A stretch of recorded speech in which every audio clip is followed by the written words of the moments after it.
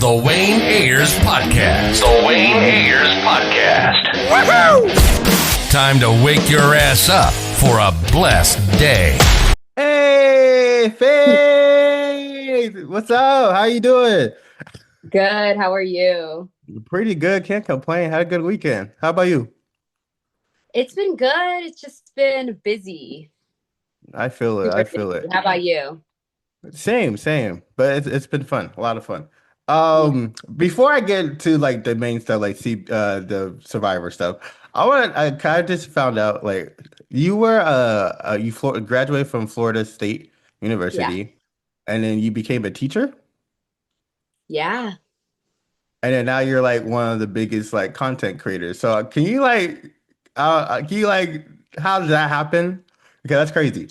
Yeah. No, went to Florida State got my degree in psychology and I minored in biochemistry. I wanted to become a psychiatrist. So I was like studying for my MCAT. I moved to the like upper East Coast area because the med schools I wanted to go to were closer to here.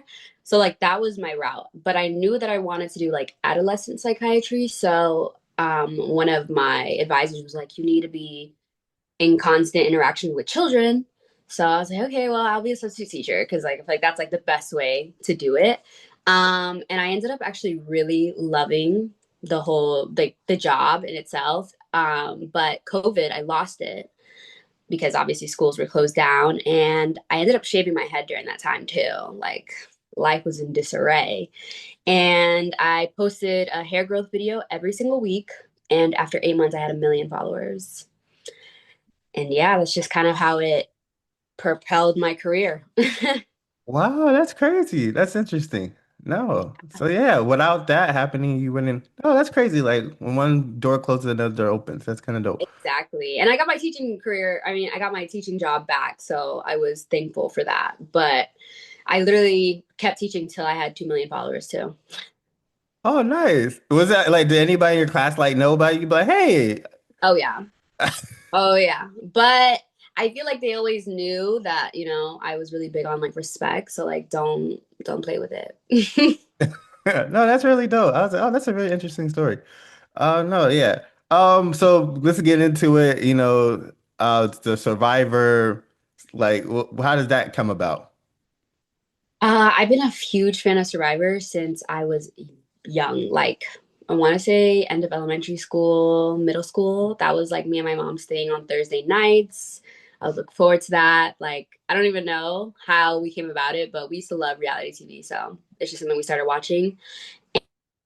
And I recently, like, after I went to college, I stopped watching it. And I've recently moved back in with my mom.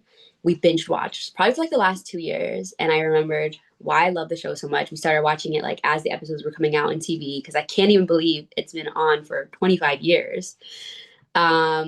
And yeah, I think that just now that I have the proximity to certain places, people, things, um, I got the opportunity to be one of the very lucky influencers to go through the Survivor experience. That's nice. So, like, how did it feel when you like first reached out? Like when they first reached out to you? Like, did you tell your mom right away? Like, how did that happen? It's funny. So like I got invited to one of the beach huts like that they do whenever a season's about to premiere. So I was just happy to be there. I was just happy to be in the building. There were so many like legends there, like Sandra, Tony, people from the last season. I didn't expect much out of it, but one of the girls from CBS was telling me like, "Oh, would I be interested in like a brand trip?" And I was like, "Yeah, like I would definitely be interested." And then about 2 months, maybe a month later, I got an email and it was way more than a brand trip. It was actually like to be able to experience the show, have it being filmed, do a challenge, do tribal. I was playing pickleball and my publicist was like blowing me up on my Apple Watch. And I was just like, literally had to get off the court, call them. And I was so shook. So my mom actually kind of knew before me because we're all like in a group chat. And she was so excited. I was like over the moon. Oh, that sounds fun. And like, so like what would like did you have any fears going into it, or did you like how was your like mentally like going into it? I did definitely had a lot of fears. I've never been camping. I am a very much city suburban girl. I never like encountered any of that. So I was nervous about that, and I was also nervous being plus size. I think that's another layer that's added to it. It's just like, you don't want to be perceived a certain way. And usually like the plus size people in these kind of like competition shows are always like viewed a certain way. So yeah, I was definitely afraid of that. Nice. So I want to know, speaking of that, what was like your first like, well, like, how was like your first moment like arriving on the island? Like, were you like, oh shit, do you like, how was that? I was wide-eyed the entire time. Like I feel like every camera shot, like I'm like smiling from ear to ear, and I can't believe I didn't like conceal that better. But I was literally living my dream. I think obviously going on the show was my ultimate dream, but like having a little taste of it and knowing I could just like go home after, I don't know, it was even better because I was just like, okay, let me see if I could even do this and have fun with it. So I was just wide-eyed, but it was very much way harder than I had ever expected. Nice. No, that show looks like it'd be hard, but I really, that's one of the shows that like reality TVs that I would definitely do. I just to try it. I really You want got to try it. like it's just like my friends because I was one of the very few like beauty fashion girls. So I had literally went from Coachella to Survivor to another music festival, Stagecoach, both with like fashion brands in villas with chefs, the whole nine. And every time I was telling girls like where I'm about to go, they're like, "How much are they paying you?" They're like, "Are you seriously going?" Like they were so shook. They were like, "Girl, like why are you going there?" And I'm like, "Cause I'm a fan, and like this is like a dream of mine." But I know so many people that are like, they looked at me so crazy for even doing it. But I mean, you only have one life. I feel like why not? How long were you guys on the island for? Like, was it like 2 or 3 days or? We were on there for 36 hours, like on our own, but then we were in Fiji for almost a week. We got to watch the new season being filmed. Nice. Yeah, we got to just like get to do stuff together as a group. It was such a fun experience. Nice. All right, I want to know like how was it like feel meeting the other like influencers? Like, were you guys competitive at all, or was it like, oh, like nice to meet you? Like, were you like, no, I'm coming here to win this? Well, I feel like I was one of the bigger fans of the show. Um, not to toot my own horn, but I have been watching it for a really long time, and I had recently just binged like from season one. So I think that I I knew a lot about like the skills that I was going to kind of like use and how I was going to use them. And obviously, I took pages out of like somebody like Sandra's book or Cerie's book, people that they underestimate easily, but those are the type of people that always kind of make it to the end. So I was really like, I'm going guns blazing in this thing. I'm going to play hard, even if it doesn't look like I'm playing hard. I'm playing hard, and I was pulling everybody for chats and trying to like build alliances as much as possible. And I know that the best spot to be in a show like that is the middle, even if that means people are both targeting you from the side, but you can still pick a side. Nice. So, did you click with anyone like right away? Well, I have the Girls and Gays Alliance. So, I naturally gravitate towards girls and gays in my work life because I go to all these events who's there? Girls, gays. Like I love that about my job that I'm surrounded by women. So I naturally gravitated towards them, but I didn't write the other men out. I could use them as an asset. I wasn't like, oh, I'm not gonna build alliances or communicate with certain people, even though I rarely communicate with people like that in my everyday life. It was just very, very unique to see how it actually panned out. Like my friends and family were very surprised. They were like, "This is who you aligned with." So, like, what did the producers tell you like before you guys even got onto that? Like, was there any warnings that hey, this is gonna be like a wild animal, or you guys like what was like the craziest thing they told you guys? The bathroom situation was the craziest thing that they told us about. They did tell us that like if we did have to like, do the number two, we'd have to go into the ocean. Oh shit. Yeah, and wipe with sand. Yeah, White with sand? yeah, the aqua dump moment. Yeah, and that alone told me like I'm not eating anything for 36 hours. I'm not. I'm not eating anything because I don't want to go. Like I don't want. I barely even drink water because I didn't even like the whole like peeing thing. So yeah. That's one of my favorite things about Survivor, like when they first start off, is like figure out how the shelter thing works. Like, how was that like? Oh my gosh, it was a billion times harder than it looks. First of all, bamboo feels like bricks. I woke up with like black and blues all along my like the side of my body. I was laying on it, and I kept having to move. And if other people are moving the bamboo, like your skin can get pinched in between it. It was bad, and it was so hard. And the machete, she wasn't putting in much work, like trying to cut that bamboo. I was actually like very pleasantly surprised to see how like the gays really stepped up. They were the ones really making the shelter. I was like, okay, like they did their big one. So I am so appreciative that they got it together because Lord knows I wouldn't have been able to do it myself. Nice. I know you say you didn't eat for 36 hours. I want to know what was like the craziest thing you saw like other contestants try to eat, or was everybody saw on your page? It was raining, so we couldn't even make a fire for the rice. God damn. Yeah, it was bad, but we actually I lied. I did have a piece of coconut. They were eating it a little bit more, but it tastes like broccoli. And I don't know if it was like the delusion of being on that island, or maybe it's like the purest coconuts I've ever tasted, but it gave broccoli. And I was just like, yeah, eating broccoli. I had to imagine it. But somebody caught a fish. They didn't eat it though, because again, we couldn't even start a fire. We were burning our own socks to keep the fire going because of how cold we were, and it Oh didn't my take God. for long. Not oh my. So like, did anybody try to go fishing? 'Cause I remember one season somebody caught like multiple eels. I was like, oh my goodness. But like, Yeah, was it? yeah. He caught a fish.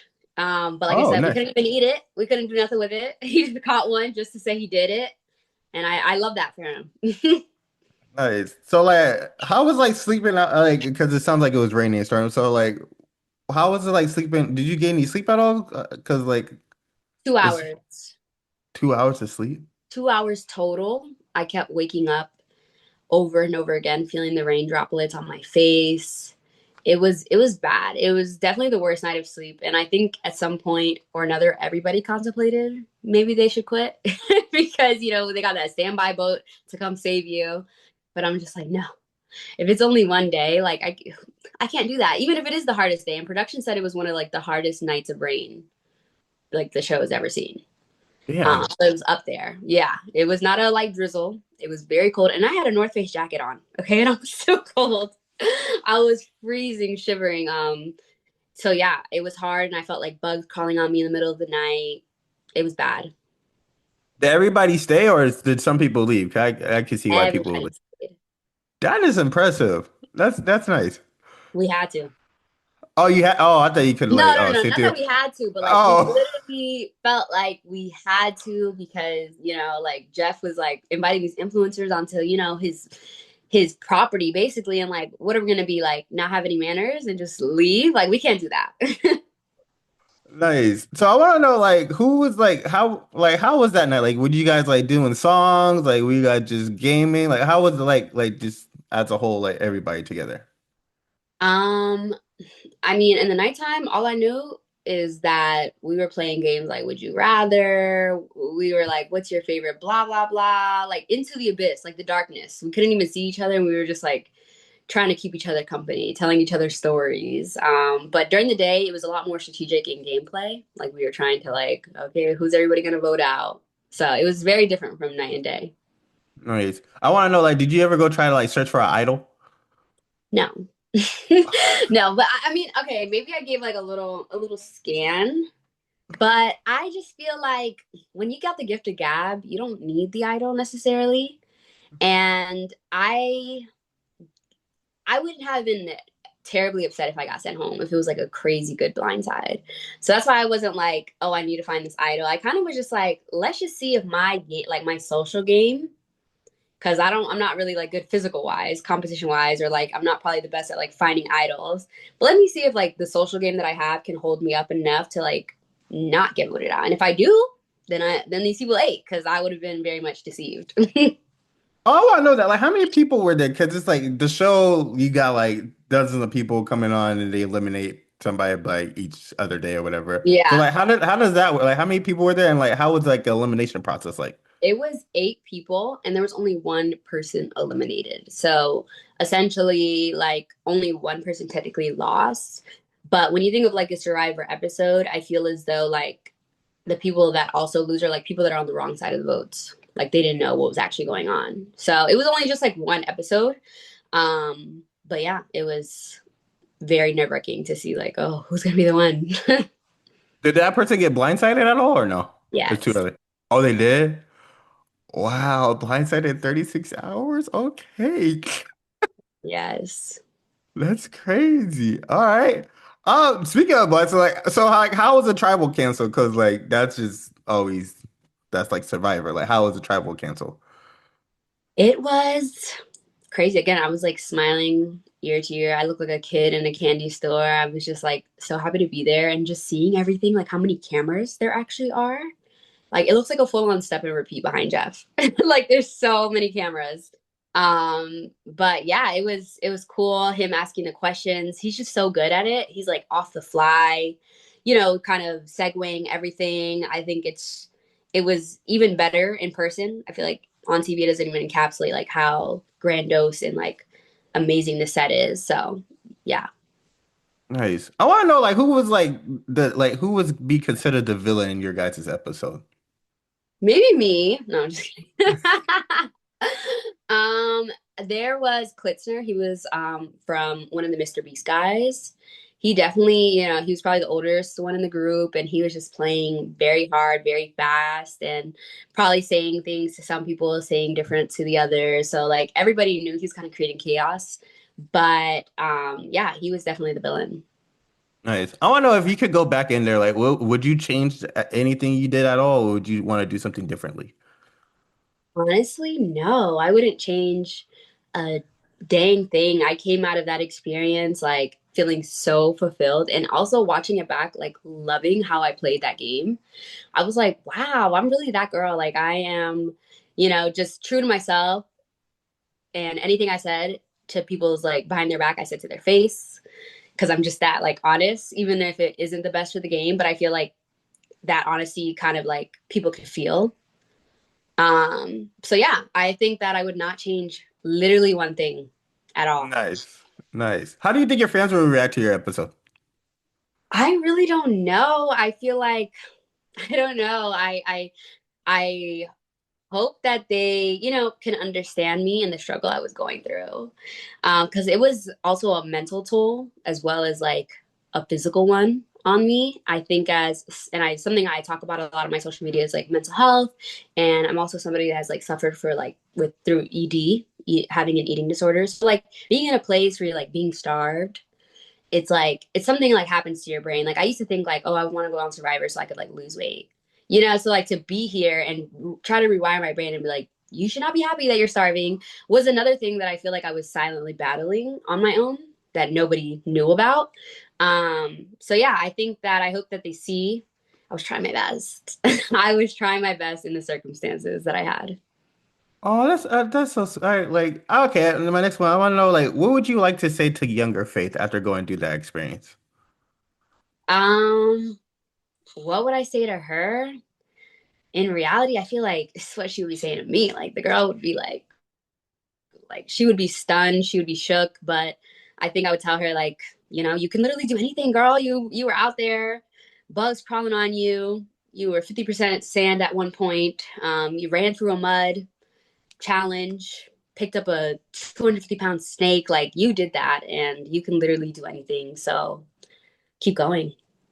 Yeah. Also, speaking on your episode, I want to know like who's like the threat because there's always that one person Survivor that knows how to do literally everything. They know how to build their own shelter. They know how to go get their own food, start a crazy fire, whatever. Like how like who was that person in you guys' I episode? think Monet was a really like would be an insane challenge beast. I think their social game is also like immaculate. They were the ones that were like the most hands-on and like building like the shelter. Like who knew RuPaul's Drag Race like is the one that is literally like built for this. So yeah, and there was a point that like I feel like nobody could ever say like an ill word about them. So I think that is in itself really big. Oh yeah, speaking of challenges, like what like how many challenges you guys do and like what challenges were they? We I just forgot to did ask that. one challenge. Um, and it was so hard. And we thought we were all going to do the challenge together. And then they split us up into like different tribes. So we were going against each other, and like some people won immunity. And we had no idea that that was going to happen. We thought we were just going to tribal council. Everybody was going to be vulnerable. But of course, that's not a typical survivor. Some people are safe in the actual show. So that was definitely like, it had us thrown for a loop, but it was so much fun. And like I said, I didn't really care if I didn't win. I just wanted to like complete it and have fun and try my best. And I know that sounds like really like simpy, but that's my truth. No, that's I think it's much tougher than what people is. So just going through that, I've seen people like we watched the show, like some people quit the first day. Like, hey, give me that boat back home. So yeah, that's that's impressive. I got some fun, lighthearted questions for you. The first one is I want to know who struggled out there the most in your episode. Um, Probably me. I Really? know people were like getting like sick, but like I think that I don't know, like their spirits still felt like light and high, and I feel like I was going through it, and everybody was basically calling me lazy and saying I'm just laying around all day. So yeah, I think that I definitely was going through it with that. Well, there ain't not much to do if it's raining. Like, what else do you want? You got to Listen, start a fire, so there's no it's point in hunting for food. Like, shit. you're not, Beats me. I have no clue. like, what else are you supposed to do? Like, I don't know. Listen. It's like when it rains, even when it rains, that's it. All right, it's time to chill inside, watch some TV. Right. We having a lazy day. I don't know. I just wore out from the challenge. I'm on running off no food. Like it was a lot. Oh, that challenge must have sucked. I didn't think about it. It must have been like muddy and everything. Oh, Yes. No shower. Also, like I have such a sensitive nose and I could literally smell ourselves. Like at one point I was like, oh, this is hard. It was a lot. was anybody out there paranoid? You like yourself, huh? Was anybody out there paranoid? Paranoid about what? Just like I don't know, like you go, I don't know, like when I go camping, sometimes I'd be like, I feel like I'd be hearing voices and they're not there. Like hey, you're just in the I wilderness. We have like a night crew that watches us. Okay, cool. So we felt pretty safe with that. But we were kind of paranoid with him because he wouldn't talk to us. We'd be like, hey, like speak to us. Who are you? Like he just like would stand there. We were scared, but we were grilling him bad. I don't think that you're supposed to do that in the actual show. Were there any pranks or anything? Like, did anybody prank? I would have been pranking. They Like, pranked me. They did in fact prank me. wait, what was the prank? So like we get up in the morning and they're like, let's go get the tree mail. And where we set up camp was like at the bottom of this hill. So you had to like climb this like sand hill. And I was like, I need a second, y'all. Like we just got through the hardest like night of our lives. Like you go check it. I'll be sat here. And then they came back from tree mail and started running, like running in different directions. And I was like, what the heck? What's going on? What's going on? Like I thought there was like some advantage and they were just pranking me. Oh, okay. So like our next one is who do you think is like the funniest person in your episode? Who is the funniest person in my episode? Um, maybe Carl. He was really funny. He has like really good, like dry, funny humor. That's good. Yeah, I want to know if you had to sum up your like survivor school experience in 3 words. In 3 words, what would it be? In 3 words, insane. Um, Insane, hard, and serendipitous because it was even better than I had imagined and somehow it worse, but in the best way. But it was a surprise nonetheless. Nice, nice. What was the first thing you ate like when you got back to civilization? Pizza. They had pizza for us, like a whole bunch of pizza pies. Oh, nice, Yeah, nice. chowed down. No, yeah, I've been chowing down for sure. Oh, I thank the Lord, I'm back. Um, my next one is what's your tribal cancel moment that lives rent free in your head? Like in all Survivor. Like what's like a tribal cancel moment that like lives rent free in your head? A tribal council moment that lives rent free in my head. Man, there's so many. I love a good blind side. I think I want to generalize it, but I love when somebody thinks they found an idol and it's a fake one and then they play it and then they find out that it's fake. I'm sorry, that's like the most gut-wrenching thing ever. And like you present it with so much confidence. And I've seen that just countless of times. Um, so yeah, and I think I'm thinking about like the Randy one with Sugar. I don't know if you watched that season, but it was like crazy. He was so upset. That would be too. That would I be too. know. What's a classic Survivor game or challenge that you always wanted to play? A classic Survivor game or challenge. I really want to do the one where they're in the cage underwater.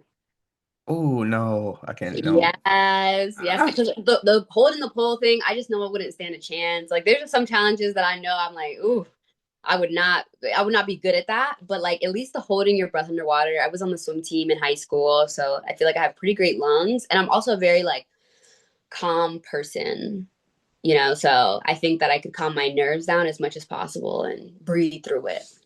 yeah, And you're a Yami, better I did person than that me. one. So No, I'm like, I feel like we're there.